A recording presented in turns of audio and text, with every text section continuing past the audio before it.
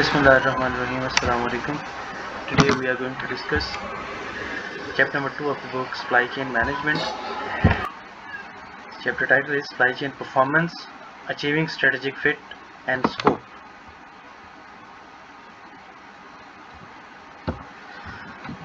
So what strategic fit is, and what is the competitive and supply chain strategy, and expanding the strategic fit scope. These are the major objectives of this chapter. So before moving further, we must have to know about what is supply chain management.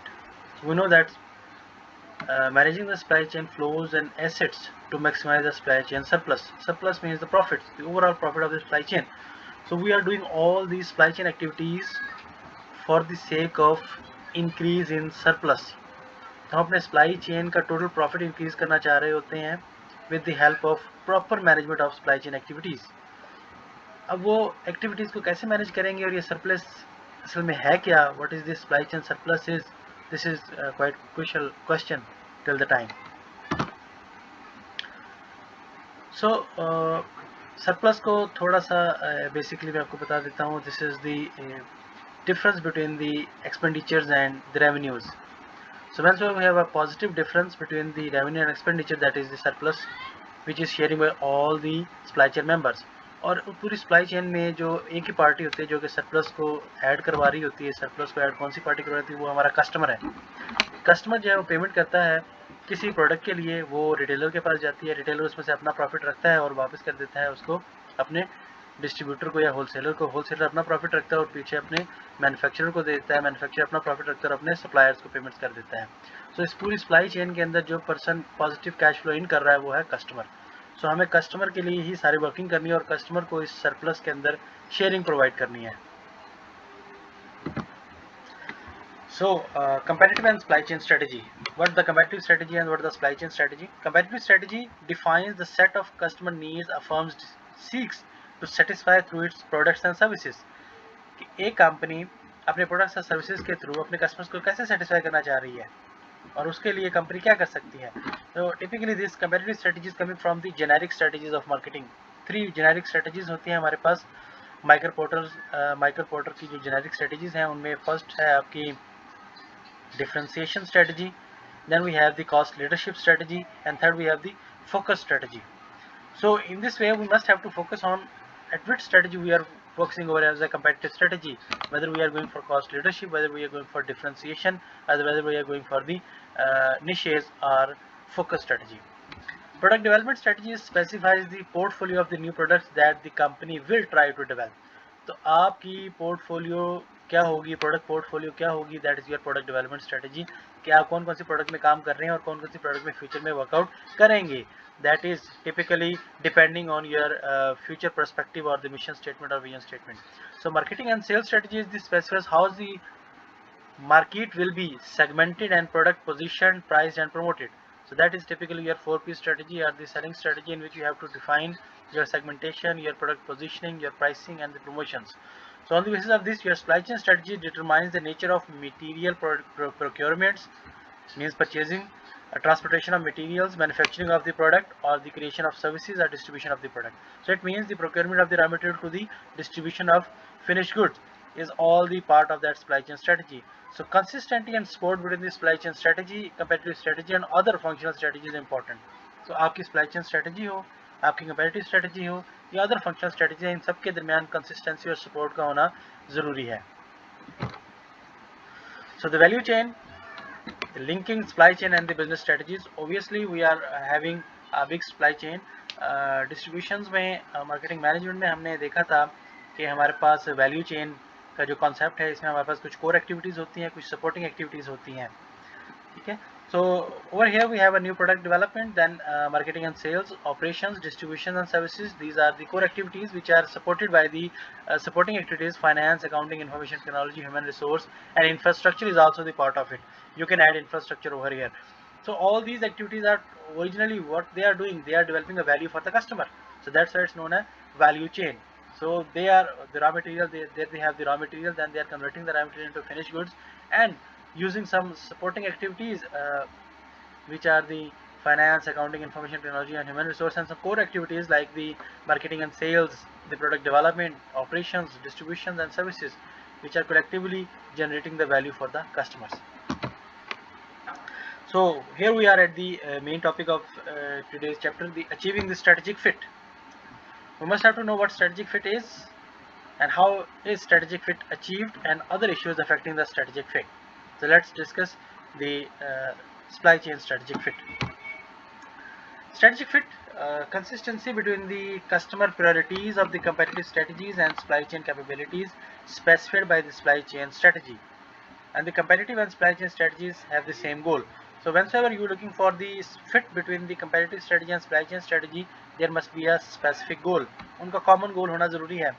आपकी supply chain strategy और competitive strategy के दरमियान अगर gap available होगा, दोनों का objective same नहीं होगा, दोनों के goal same नहीं होंगे, तो कभी भी आप strategic fit achieve नहीं कर सकते. तो strategic fit असल में है क्या है?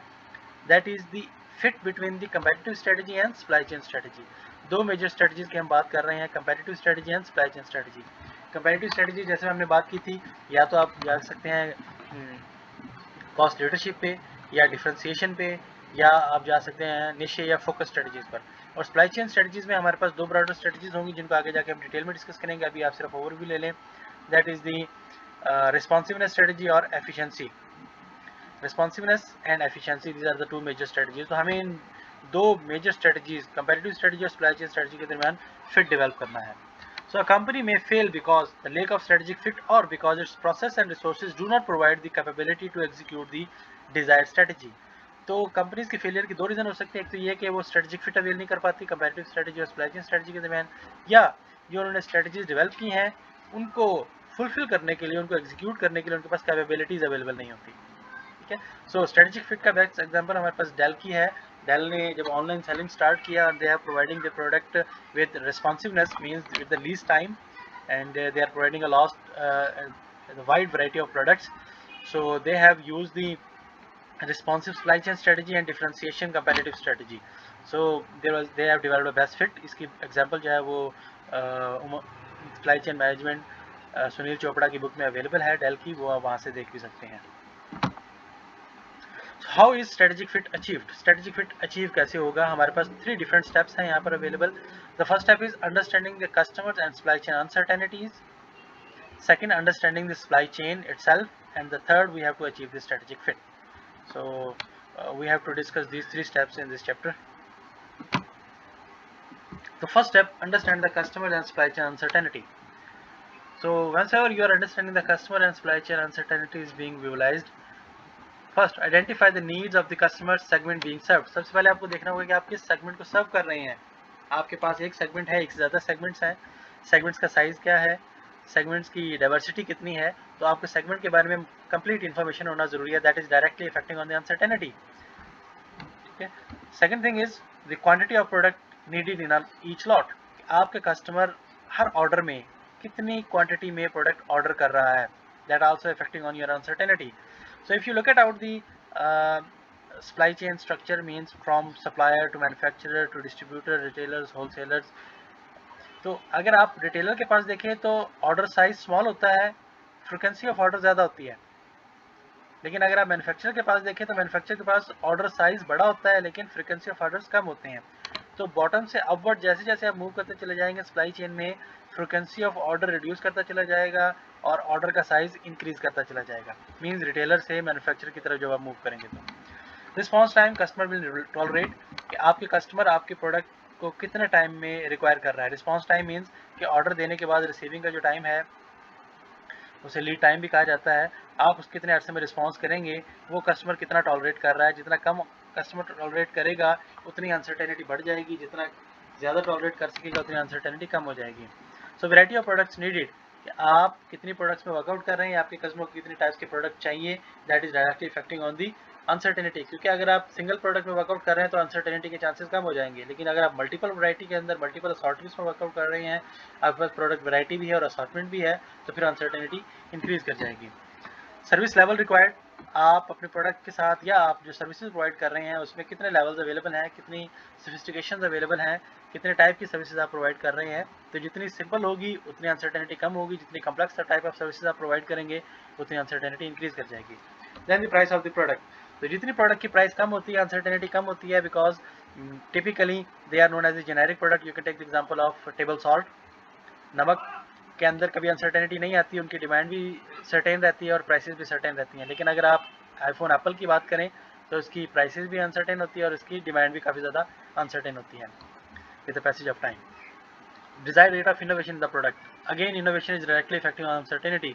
जितनी ज़्यादा इनोवेटिव प्रोडक्ट होगी अनसर्टेनिटी भी उतनी ज़्यादा होगी, बिकॉज इनोवेटिव प्रोडक्ट को परचेज करने वाले बहुत कम लोग होते हैं, विच आर द इनोवेटर्स और अर्ली अडॉप्टर्स. हमने टाइप ऑफ प्रोडक्ट और प्रोडक्ट लाइफ साइकिल में देखा था कि इनोवेटिव प्रोडक्ट में कस्टमर की जो वैरायटी है वो हमारे पास लिमिटेड होती है, तो वहाँ पर अनसर्टेनिटी भी ज़्यादा होती है. और जब आपकी प्रोडक्ट इनोवेटिव नहीं होती, जेनेरिक नेचर की होती है, जैसे टेबल सॉल्ट की मैंने एग्जांपल ली, तो उसमें आपके पास अनसर्टेनिटी कम हो जाती है, ना होने के बराबर होती है.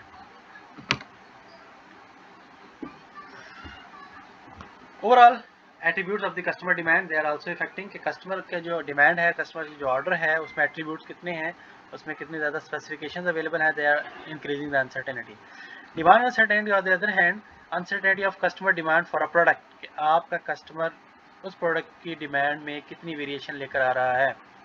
अगर डिमांड सर्टेन है, मीन्स उसके अंदर कोई फ्लक्चुएशन नहीं आ रही है, तो दैट इज सर्टेन डिमांड. लेकिन अगर आपके कस्टमर की डिमांड में फ्लक्चुएशन आ रही है तो इसे हम कहते हैं uncertain demand. Implied demand uncertainty क्या होती है? The resulting uncertainty for a supply chain given the portion of demand the supply chain must handle and attributes the customer desires. तो वो कितना पोर्शन है जिसको आप एटलीस्ट लाजमी फुलफिल करेंगे, that is implied demand uncertainty. तो implied demand uncertainty originally the portion of demand the supply chain must handle और attributes that the customer desire. So demand uncertainty is just an uncertainty customer demand product, and implied demand uncertainty is the portion of demand that a supply chain must handle and attribute the customer desires. So demand uncertainty और implied demand uncertainty में ये basic difference है. जो actual demand आ रही है that is demand uncertainty, अगर उसमें fluctuation आ रही है, और वो portion जिसको जो हमारी supply chain उसको fulfill करना चाह रही थी और उसके अंदर जो fluctuation आ रही है, that is the implied demand uncertainty. So implied demand uncertainty also related to the customer need and product attributes. So we'll have a look on the table and some figures over here. So in the first step, to the strategic fit, to understand the customer by mapping the demand on implied uncertainty spectrum. तो अब अपने strategic fit को achieve करने के लिए हमें map करना होगा implied uncertainty spectrum में. उससे पहले हम चेक करते हैं कि what we can do for the achieve strategic fit, understanding the customer. हमने कुछ चीज़ों का जिक्र किया था ऊपर जी, जिसको हम डिस्कस कर रहे थे, जिसमें लॉट साइज था, रिस्पांस टाइम था, सर्विस लेवल था, productivity variety, product variety, prices and innovations. हमने ये चीज़ें यहाँ पर डिस्कस की हैं जी, ये सारी चीज़ें हम यहाँ पर डिस्कस करके आए हैं. So what they are affecting, हमने डिस्कस किया था, they are affecting on the implied demand uncertainty. ये इम्प्लाइड डिमांड अनसर्टेनिटी को इंक्रीज करेंगे. ठीक है, टेबल 2.1 को देखते हैं हम यहाँ पर कि कौन कौन सी चीज़ें कस्टमर की कौन कौन सी नीड जो है वो इम्प्लाइड डिमांड अनसर्टेनिटी पर इफेक्ट डालेंगी. The range of the quantity increase. So wide range of quantity implies greater variance in the demand. तो जब भी आपकी वैरायटीज इंक्रीज करेंगी, डिमांड के अंदर वेरिएशन आएगी, तो इम्प्लाइड डिमांड अनसर्टेनिटी इंक्रीज कर जाएगी. Lead time decrease. Lead time क्या होता है कि कस्टमर ऑर्डर करने के बाद आपसे प्रोडक्ट कितने टाइम में लेना चाहता है. तो जितना टाइम कम रिक्वायर होगा उतना ही आपको उतना जल्दी रिएक्ट करना पड़ेगा. तो जितना जल्दी रिएक्ट करेंगे अनसर्टेनिटी उतनी इंक्रीज कर जाएगी. Variety of products required increases. जैसे हमने बात की थी कि जितनी ज़्यादा वैरायटी की प्रोडक्ट होंगी अनसर्टेनिटी उतनी इंक्रीज कर जाएगी. So demand product become more disaggregate. तो disaggregation resulting the increase in implied demand uncertainty. Number of channel increases. तो जितने ज़्यादा चैनल मेंबर्स इंक्रीज कर जाएंगे, total customer demand is now disaggregated over more channels. तो जितने ज़्यादा मल्टीपल चैनल्स बीच में हायर होंगे उतनी ही अनसर्टेनिटी भी इंक्रीज कर जाएगी. Rate of innovation increase. New product tend to have more uncertain demand. जैसे हमने एप्पल की एग्जांपल ली थी कि जितनी ज़्यादा इनोवेशन होगी उतनी अनसर्टेनिटी भी इंक्रीज कर जाएगी. Required service level increase. Firm now has to handle usual unusual surges in the demand. तो मल्टीपल टाइप ऑफ सर्विसेज के अंदर डिमांड के अंदर फ्लक्चुएशन भी उतनी ही ज़्यादा आएगी, तो इम्प्लाइड डिमांड अनसर्टेनिटी जो है वो इंक्रीज कर जाएगी.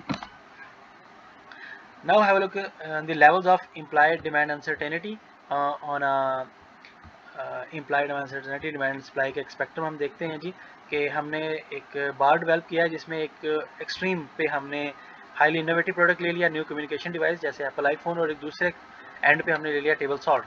तो टेबल सॉल्ट की हमने बात की थी कि दैट इज़ वेरी सर्टेन, तो प्रेडिक्टेबल सप्लाई एंड डिमांड है, उसमें ज़्यादा फ्लक्चुएशन नहीं आती। लेकिन अगर आप न्यू कम्युनिकेशन डिवाइस की बात करें तो highly uncertain supply and demand है, तो यहाँ पर अनसर्टेनिटी बहुत ज़्यादा होगी और यहाँ पर अनसर्टेनिटी ना होने के बराबर है। लेकिन दरम्यान में अगर किसी ऑटोमोबाइल कंपनी की बात करें, so predictable supply and uncertainty demand और uncertain supply and predictable demand और somewhat uncertain supply and demand, तो यहाँ पर एक मिला जुला सा रुझान है, आपकी सप्लाई और डिमांड दोनों किसी हद तक प्रेडिक्टेबल हैं और किसी हद तक अनसर्टेन सप्लाई एंड डिमांड जो है वहाँ पर अवेलेबल है।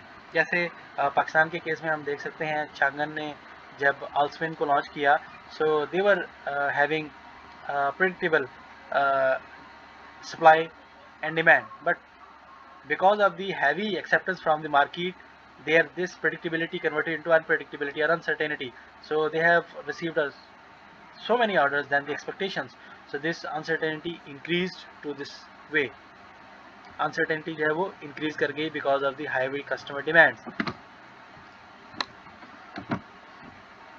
So correlation between the implied demand uncertainty and other attributes, अगर आप कुछ attributes को देखें तो उसका implied demand uncertainty पर क्या इफेक्ट पड़ेगा। So product margin, अगर आपका प्रोडक्ट मार्जिन, प्रॉफिट मार्जिन जो है वो कम होगा तो अनसर्टेनिटी भी कम होगी, लेकिन अगर मार्जिन ज़्यादा रख रहे हैं मीन्स इनोवेटिव प्रोडक्ट है तो फिर अनसर्टेनिटी भी हाई होगी।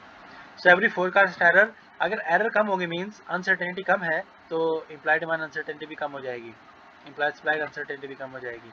लेकिन अगर फोरकास्ट एरर ज़्यादा है, 40 to 100% है, तो फिर ऑटोमेटिकली अनसर्टेनिटी इंक्रीज कर जाएगी। तो फोरकास्ट एरर का मतलब ये है कि आपने जो प्रेडिक्ट किया था उससे चीज़ें चेंज हो गई हैं। जैसे आल्सविन की मैंने एग्जांपल दिया आपको कि उन्होंने जो प्रेडिक्ट किया था असल डिमांड उससे फ्लक्चुएट कर गई, फोरकास्ट एरर आ गया, तो फोरकास्ट एरर जितना ज़्यादा होगा अनसर्टेनिटी उतनी इंक्रीज कर जाएगी। एवरेज स्टॉक रेट अगर 1 to 2% है तो फिर अनसर्टेनिटी कम है, मीन्स कि आपका प्रॉफिट मार्जिन भी कम है, अगर ज़्यादा है तो अनसर्टेनिटी भी ज़्यादा हो जाएगी। So average forecast season and markdown, तो अगर आप सीजन एंड के ऊपर मार्कडाउन 0% करते हैं तो अनसर्टेनिटी भी लो है, लेकिन अगर आपका मार्कडाउन जो है वो 10 to 25% है तो अनसर्टेनिटी भी इंक्रीज कर जाएगी। ज़ारा का अगर हम एग्जांपल लें तो they have the about zero markdown, that's why they are reducing the uncertainty, still they are the fashion brand, uncertainty ज़्यादा होनी चाहिए लेकिन उनकी प्रॉपर सप्लाई चेन स्ट्रेटजी की वजह से अनसर्टेनिटी जो है वो रिड्यूस की गई है। So that was the first step about the strategic fit. इससे रेलिवेंट कोई भी कन्फ्यूजन, कोई भी प्रॉब्लम है तो आप पूछ सकते हैं। So we will continue with the second step of this chapter. Thank you, शुक्रिया, धन्यवाद।